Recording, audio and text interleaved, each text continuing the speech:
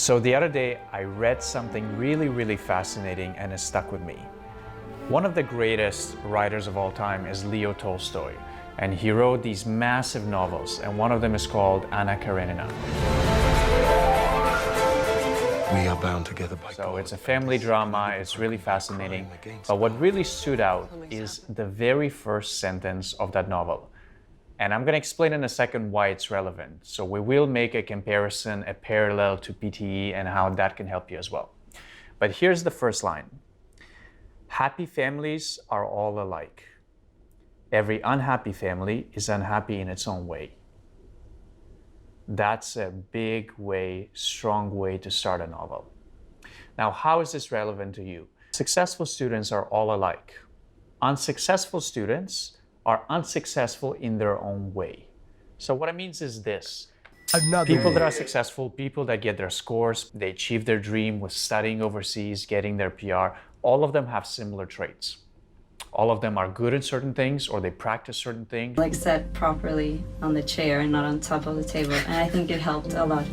Okay. Or they work hard in certain areas where they lack. So they're all similar in that regard. Because to pass the test, you need to have a certain skill set, you need to have certain techniques and certain time and effort as well. But people that fail, they all fail because of different reasons. They're all missing one of those things. So today, this video, I want to talk about what are the common traits of people that actually pass the exam, whether that it's in terms of the questions they practice or how much time they put towards their studies, or what are the things they're naturally good at. So let's get started. A while ago, I made a live video and I talked about the 4 do or die questions in PTE, meaning what are the questions that are the most important that give you the most marks in the whole exam. And if you haven't seen it, watch it right now. So how is this relevant to the story I was telling you about successful students? The truth is that all people have their strengths, all people have their weaknesses.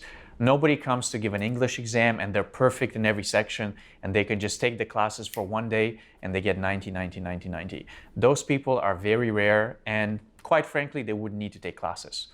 But if you're watching this video, you're probably finding that you're struggling in some sections and you don't need help for everything, but maybe you do need help for some specific sections. So let's get specifically into why you should focus on certain things rather than others. For example, some people naturally speak in a very clear way. Again, this depends on your language. It depends on a lot of different factors. Maybe if you're mumbling, if you're opening your mouth enough. But some people can do very well in their read-alouds, in the speaking section. And again, we've posted a video recently where I show you the one applicable tool and website where you can test your read-aloud. Now, if you're one of those people that you can constantly get above 80% in your read-alouds, that means you should spend more time focusing on your fill-in-the-blanks. Because in order to do well in your reading, you don't need to be perfect in both, but you need to be pretty good. So if you test it and your read-aloud is above 80% consistently, but your vocabulary is a little bit weaker, or your grammar is a little bit weaker, you need to focus more on your fill-in-the-blanks in the reading section, specifically the drop-down fill-in-the-blanks. Now, the other 2 questions, which are repeat sentences and write from dictation, the way you do them would be somewhat similar. So what I mean is it's actually testing your short-term memory. And it's kind of unfair because that's a very unnatural thing. Even native English speakers are not used to hearing 15-word sentences and having to repeat them, right? Maybe they can understand the meaning, but it's very difficult to say everything 100% correctly in sequence without making any mistakes. So why is this relevant to you? How do they expect you, maybe with a normal, average level of English, to be doing better than native English speakers? That's really unfair. But again, what successful students do, and those that pass the exam, if their listening skill is a little bit weaker, they spend extra time practicing. So specifically for repeat sentence and write from dictation, the way you'll be practicing is somewhat similar. What most people tend to do, they tend to take initials. They take notes and they only take the first letter of each word. But there's one major difference. In write from dictation, you have lots of time if you manage to save enough time to actually write the sentence in full. In your repeat sentences, because it happens so quickly, they finish the audio and within 2 seconds you have to speak right away. It's a little bit harder.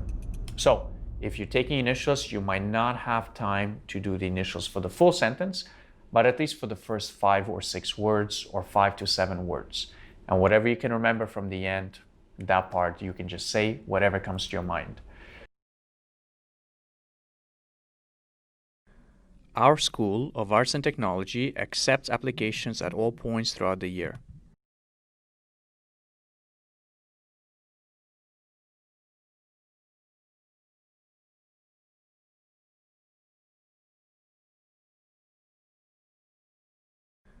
Our School of Arts and Technology accepts applications at all points throughout the year.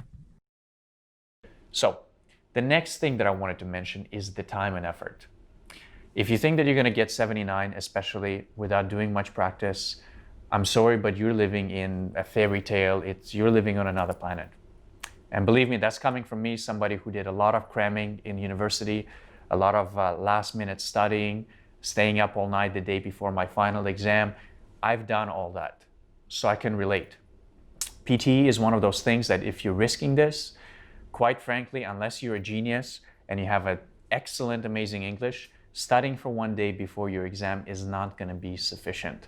And are you really willing to take a $350, $370 gamble and keep spending money over and over and over again? So you need to actually make the time. And again, all the successful students that pass the exam, what they do is, other than the classes, they're setting aside 2 hours every day minimum. Again, that depends on your level, whether your English is stronger or weaker, but 2 hours is kind of the minimum that you need to spend every single day. If you're not spending 2 hours and you're only revising your notes like this for 30 minutes, that won't be sufficient. So I know that was a short video, but I wanted to bring you some value.